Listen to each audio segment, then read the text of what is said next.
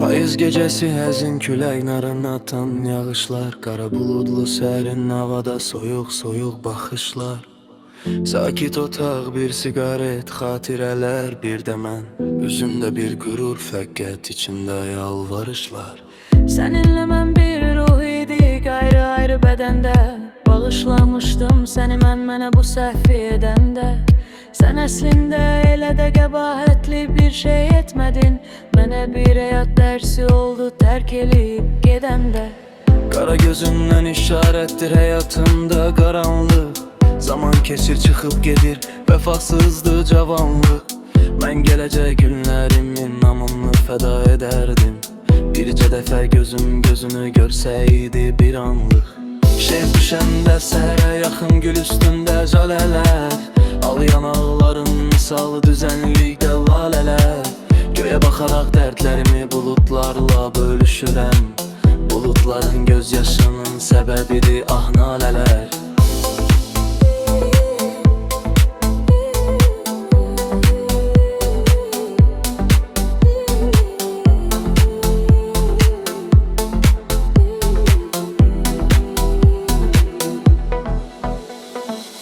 Sən gedəni üzümdə qəm, gözümsə intizarlı.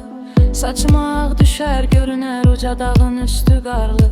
Sən gedişinlə mənə dağ çəkdin amma sevgilim, bu dağı elə sənin çəkməyində edən vüqarlı.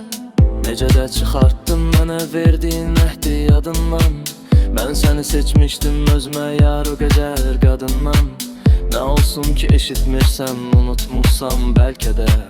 Mənsə şeirlərdə istifadə edirəm adından. Bu hala nə cür düşdüyümü anlamadım özümdə. Hələ də sənin xəyalında duran nəmli gözümdə. Hər şeirdə gizlədirəm adını sözlər içində. Özünü taparsan, axtarsan əgər mənə sözümdə.